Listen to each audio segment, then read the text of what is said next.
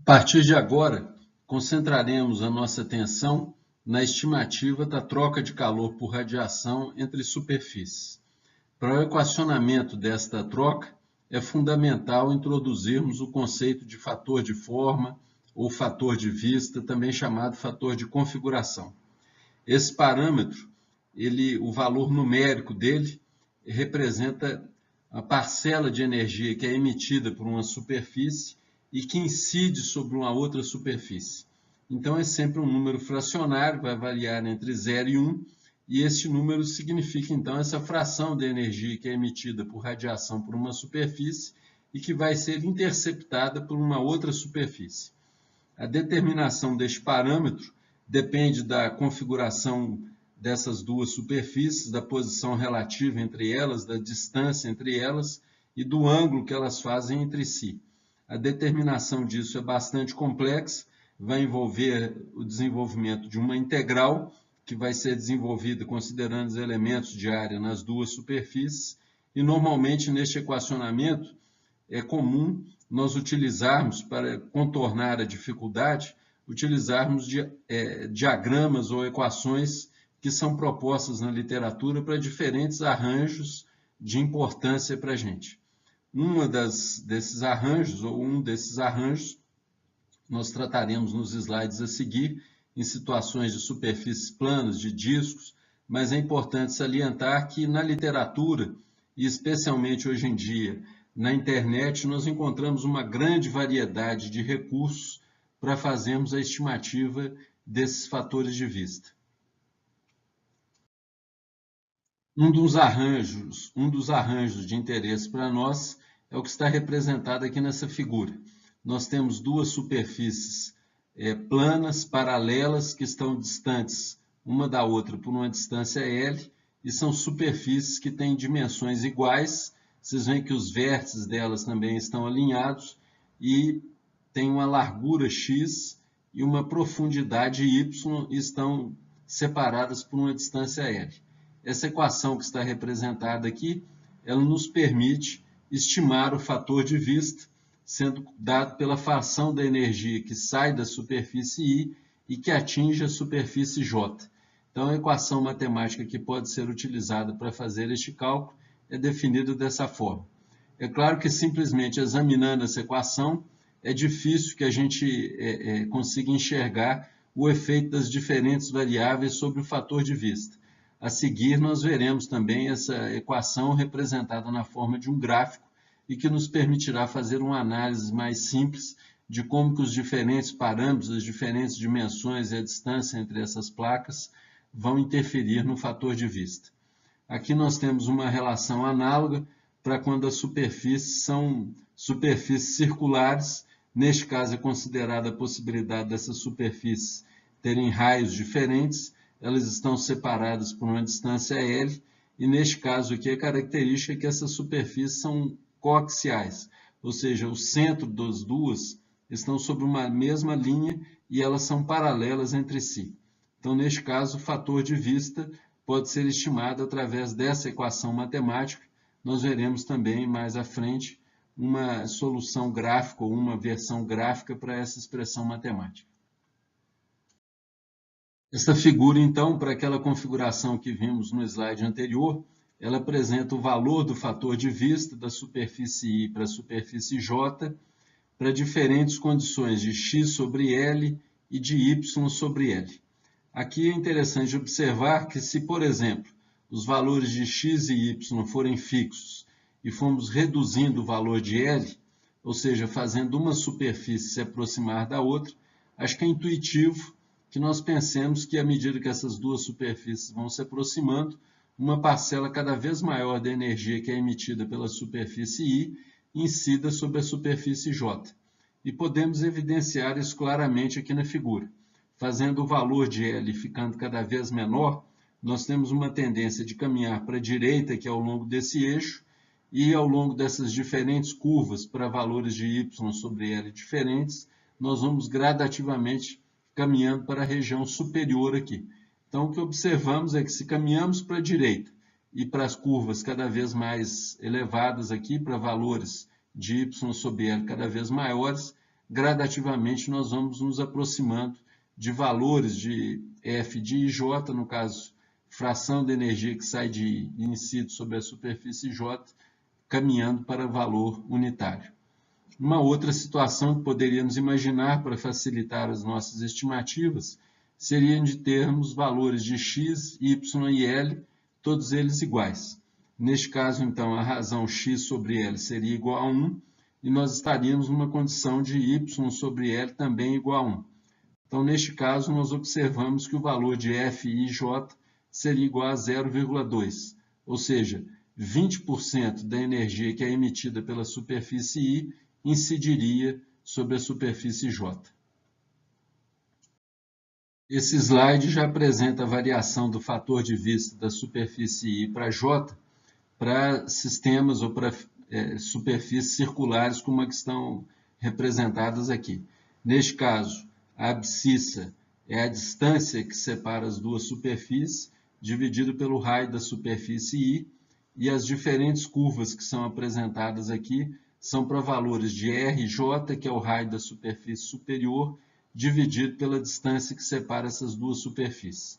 Então, considerando valores, por exemplo, de R e L, todos os casos, igual nós consideramos no slide anterior, todos esses valores sendo unitários, por exemplo, tendo superfície I com raio 1, superfície J com raio 1, separadas pela distância de 1 metro, nós estaríamos numa condição de L sobre RI igual a 1, e a razão RJ sobre L também igual a 1, e nessa configuração, o valor do fator de vista de 1 para 2 seria igual a 0,4.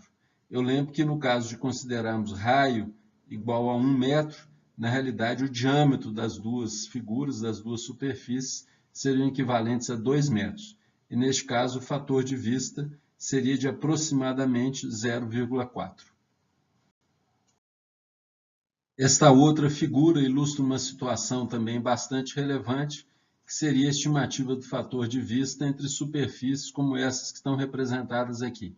Nós observamos que elas têm uma aresta em comum e elas estão a 90 graus uma em relação à outra. Então, a dimensão x é comum às duas superfícies, y seria a largura da superfície I e z seria a largura da superfície J. Então, aqui nessa figura nós temos o fator de vista de I para J em função de z sobre x, e essas curvas aqui representariam valores de y sobre x. Então, mais uma vez, considerando situações das três dimensões envolvidas aqui serem todas iguais a 1 metro, y, x e z sendo iguais a 1 metro, nós estaríamos em condições de z sobre x igual a 1 e também de y sobre x igual a 1. Então, neste caso, o fator de vista vai dar um valor igual a 0,2. Com essas curvas aqui é possível fazermos determinações dos fatores de vista para esses diferentes arranjos que foram mostrados.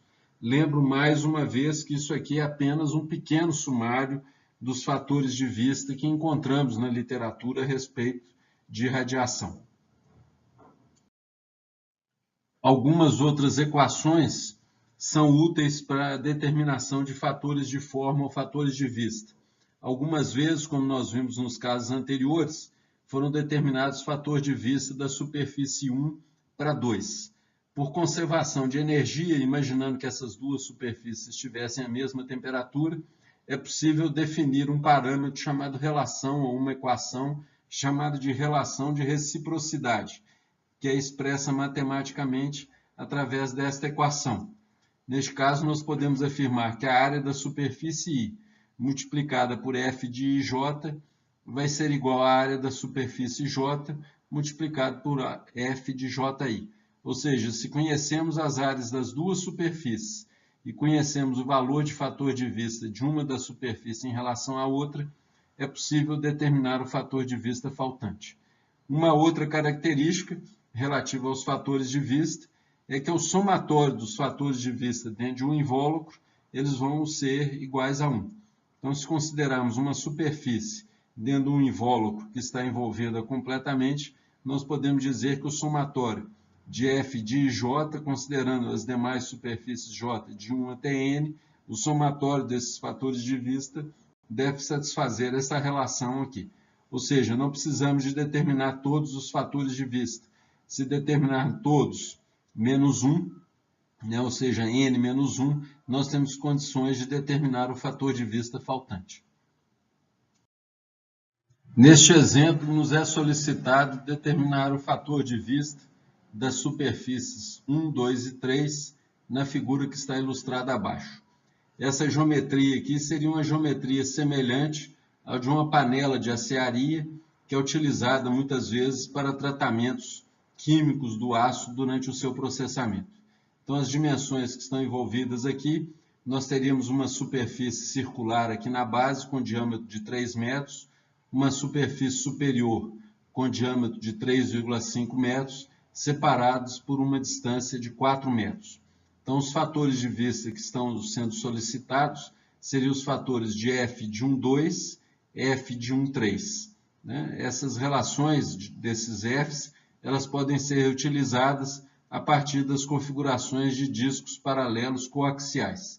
Então, utilizando as dimensões que foram mostradas aqui, nós podemos inicialmente calcular essa razão, RI maiúsculo, vai ser o raio da superfície 1, dividido pela distância que a separa da superfície 2. Então, se ela tem um diâmetro de 3 metros, o seu raio vai ser 1,5. A distância que a separa da superfície 2 é 4 metros. Então, o valor de RI maiúsculo, 0,375. E o valor de RJ maiúsculo é o raio da superfície superior, 1,75 metros, dividido por 4, que é a distância que a separa da superfície 1. E esse valor é igual a 0,4375. A partir desses dois valores, nós determinamos esse parâmetro S e, finalmente, substituímos esse valor de S na equação para a estimativa do fator de vista de 1 para 2. Então, o valor obtido vai ser igual a 0,146. Fica aí como uma solicitação de vocês completarem esse exercício, determinando os fatores de vista agora de 1 para 3, e, posteriormente, determinando o fator de vista de 2 para 1, utilizando aqueles desenvolvimentos que foram apresentados no slide anterior, considerando a equação da reciprocidade e aquela que diz que o somatório dos fatores de vista de uma superfície dentro de um invólucro vai ter que ser igual a 1. Definido, então, o fator de vista, nós temos já condições de começar a fazer estimativas das taxas de troca de calor entre as duas superfícies por radiação. O caso inicial que trataremos seria da troca de calor entre duas superfícies que têm comportamentos equivalentes ao comportamento do corpo negro. Neste caso, estão representadas aqui duas superfícies. Essa superfície aqui tem área I e está a uma temperatura TI. Essa outra tem área A índice J e está numa temperatura T índice J. Neste caso, como elas são consideradas como corpos negros, o poder de emissão de energia delas por unidade de área é dada por EB índice I e EB índice J, respectivamente.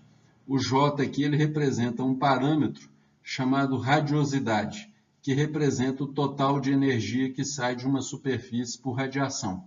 Neste caso, como estamos lidando com corpos negros, essa radiosidade ela equivale ao poder de emissão de energia do corpo negro.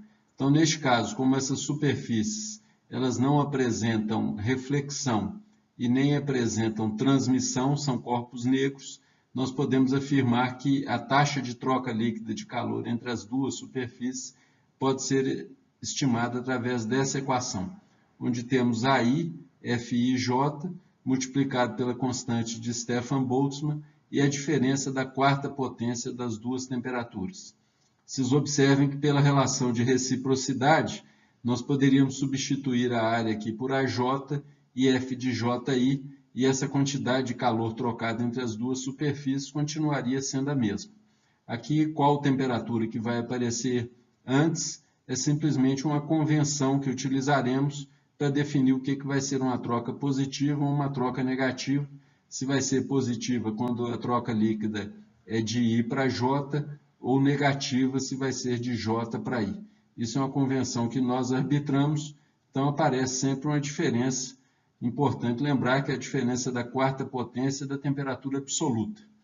Quando formos fazer um tratamento semelhante para superfícies cinzas, o equacionamento fica um pouco mais trabalhoso, porque no caso de superfícies cinzas, elas têm também reflexão. Então, o tratamento vai ser baseado num desenvolvimento que foi proposto algumas décadas atrás por um pesquisador alemão chamado Oppenheim, onde utilizaremos uma analogia ao circuito elétrico para formularmos, então, o tratamento para equacionamento da taxa de transferência de calor entre duas superfícies cinzas por radiação. Calcularemos agora a taxa de troca líquida entre duas superfícies reais, assumindo que elas se comportam como superfícies cinzas e que estejam contidas em um invólucro. Neste caso, nós vamos considerar que essas superfícies sejam opacas. Então, o primeiro ponto que podemos estimar é que a troca líquida de energia por radiação dessa superfície pode ser estimada considerando a parcela que ela emite menos a parcela que ela vai absorver. Isso aqui representaria, então, o princípio de conservação de energia para essa superfície. Então, a parcela que ela emite é estimada através do produto da sua área, pelo seu poder de emissão a uma dada temperatura, menos a quantidade de energia que ela absorve. Essa quantidade de energia que ela absorve seria a sua absortância multiplicada pela irradiação, que representa a quantidade de energia que incide por radiação sobre essa superfície.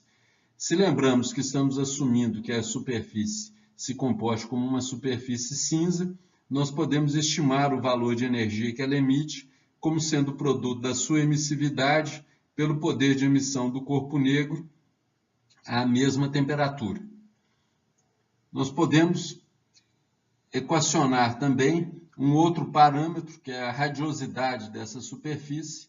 Essa radiosidade, então, é definida como a soma da energia que essa superfície emite por radiação, mais a parcela que ela reflete da energia que incide sobre ela. Matematicamente, então, a radiosidade pode ser a soma, deverá ser a soma da emissividade vezes o poder de emissão do corpo negro à mesma temperatura dessa superfície. Isso representa a energia que a superfície está emitindo, e essa parcela é a parcela da energia que essa superfície está refletindo. É a sua refletância multiplicada pela irradiação total. Então, o J ele está representando a quantidade total de energia que está saindo de uma superfície por radiação. Vocês observem que nós podemos combinar essas duas equações. De que forma? Explicitando nessa equação o valor de G e substituindo a expressão de G nesta equação aqui de cima. Procedendo a este algebrismo, nós teremos uma expressão para a troca de calor dessa superfície que vai ser função apenas do seu poder de emissão a uma dada temperatura em relação ao poder de emissão do corpo negro e também em função da sua radiosidade. Então, procedendo a esse algebrismo, nós obteríamos essa equação que está aqui embaixo. Vocês observem que, nesse caso, a equação é essa apresentada aqui inicialmente, onde o G foi substituído pelo G que foi isolado aqui desta equação, que corresponde a JI menos EY EBI dividido por ρI.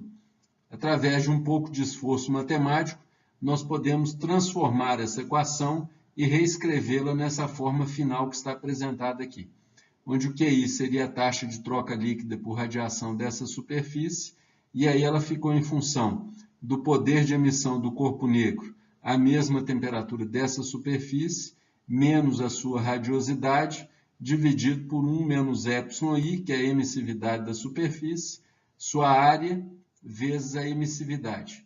Uma analogia que podemos fazer aqui para essa taxa de troca líquida é que isso aqui seria a força motriz para transferência de calor por radiação, e isso aqui representaria uma resistência à troca de calor por radiação. Isso aqui utiliza aquele mesmo conceito que utilizamos anteriormente para condução e para convecção, que é o conceito de analogia da transferência de calor com a lei de Ohm da eletricidade. Então, isso aqui seria o análogo da força eletromotriz e disso aqui o análogo da resistência elétrica. Vocês observem que esta equação ainda ela não está numa forma totalmente útil para nós, porque ainda não conhecemos o valor da radiosidade, mas a formulação que utilizaremos a seguir vai partir então da representação de toda a superfície cinza pelo seu análogo elétrico, onde teremos EBI menos JI como a força motriz para transferência de calor por radiação e o denominador representado através dessa fração como sendo a resistência à transferência de calor por radiação. Esta figura, então, ilustra de maneira gráfica a representação que utilizaremos daqui para frente para representar uma superfície cinza, contida em um invólucro. Então, essa primeira figura está representando as parcelas de energia que saem da superfície por radiação, que é a radiosidade, a parcela que incide sobre ela, que é a irradiação. A parcela da radiosidade, nessa figura a seguir, ela está dividida nas duas contribuições, a parcela que é emitida e a parcela que é refletida. E, finalmente, aqui temos a representação da superfície cinza pelo seu análogo elétrico. Poder de emissão do corpo negro à mesma temperatura dessa superfície, a sua radiosidade e a resistência térmica por radiação. Então, toda a superfície cinza, a partir de agora, será representada pelo seu análogo elétrico, como visto nessa figura. Se considerarmos agora uma superfície cinza contida num invólucro que vai ter N outras superfícies, nós podemos então fazer a representação do geral do circuito elétrico conforme apresentado aqui. Então, a superfície cinza que nós estamos considerando seria representada pelo seu análogo elétrico.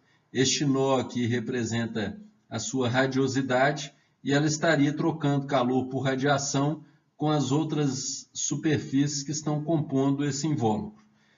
A análise, considerando os princípios lá do circuito térmico, nos permitiriam afirmar que a energia que vai chegar neste nó vai ser igual ao somatório da energia que vai ser trocada com as diferentes superfícies que estão compondo o invólucro. No caso aqui, nós podemos afirmar que a radiosidade vai ter para a superfície cinza o mesmo conceito que o poder de emissão do corpo negro tem para as superfícies negras. Então, a troca de calor entre duas superfícies cinzas, ela pode ser calculada utilizando a relação entre a diferença das suas radiosidades multiplicadas pela sua área vezes o fator de vista da superfície 1 e 2. Ou seja, nós poderíamos representar a resistência por radiação como sendo o inverso do produto da área vezes o fator de vista da superfície I para a superfície 1 e de forma análoga para todas as outras superfícies que estão compondo o invólucro. Essa relação válida para esse nó é a que é apresentada aqui embaixo. Nós temos a taxa de troca líquida da superfície I como sendo o somatório das trocas de calor dessa superfície com todas as demais superfícies que estão compondo o invólucro. Isso vai ser quantificado através desse somatório. Área I vezes o F de IJ, onde o J são as outras superfícies que estão compondo o invólucro, multiplicado por JI menos JJ. Esse índice J minúsculo está designando cada uma das outras superfícies que estão compondo o invólucro. E esse somatório, então, é o somatório das trocas líquidas de calor com cada uma dessas superfícies específicas. Então, utilizando uma relação matemática válida para circuito elétrico, nós podemos falar que essa taxa de transferência de calor aqui vai ser igual ao somatório dessas demais trocas com as demais superfícies que estão compondo o invólucro. Então, a representação matemática daquela equação que é utilizada normalmente em circuitos elétricos pode ser expresso aqui, no caso, para radiação, através dessa igualdade. Então, a representação da parcela que está saindo da superfície e chegando até aquele nó JI, representada pelo análogo elétrico da superfície cinza.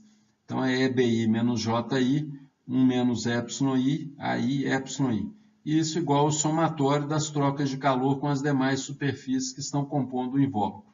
Vocês observem que essa equação aqui, ela pode ser reescrita na forma de equações lineares, onde nós temos os diferentes valores de J, que são as radiosidades de todas as superfícies que estão compondo o invólucro. Isso que foi expresso para a superfície I, nós podemos escrever equações análogas a essas para cada uma das superfícies que estão compondo o invólucro. O resultado, quando procedemos a isso, é a obtenção de um sistema de equações lineares, onde as incógnitas vão ser os valores de J para cada uma dessas superfícies. A solução desse sistema de equações lineares nos permitirá a determinação dos valores de J e, logicamente, conhecendo os diferentes valores de J, nós podemos substituí-los em cada uma dessas equações e determinarmos as taxas de troca líquida de calor entre todas as superfícies que estão compondo o invólucro. Fazendo o algebrismo, então, que foi mencionado no slide anterior, nós podemos reescrever aquelas equações que representam os nós de cada um dos pontos que estão compondo o circuito elétrico na forma de um sistema de equações lineares para cada uma das superfícies que estão compondo o invólucro, com as incógnitas que vão ser os diferentes valores de J, nesse caso J maiúsculo, que representa as radiosidades de cada uma dessas superfícies. A solução desse sistema de equações lineares vai nos fornecer os valores de J para cada uma das superfícies, o que nos permitirá, então, determinar essas taxas de troca líquida para todas as superfícies presentes no invólucro. A seguir, nós utilizaremos esse formalismo para um número pequeno de superfícies, de 2 até 3, para não termos necessidade de um tratamento matemático muito elaborado, mas certamente o procedimento que utilizaremos para tratar troca de calor entre 2 e 3 superfícies pode ser facilmente expandido para um número maior de superfícies, com um pouco mais de esforço matemático na solução do sistema de equações lineares.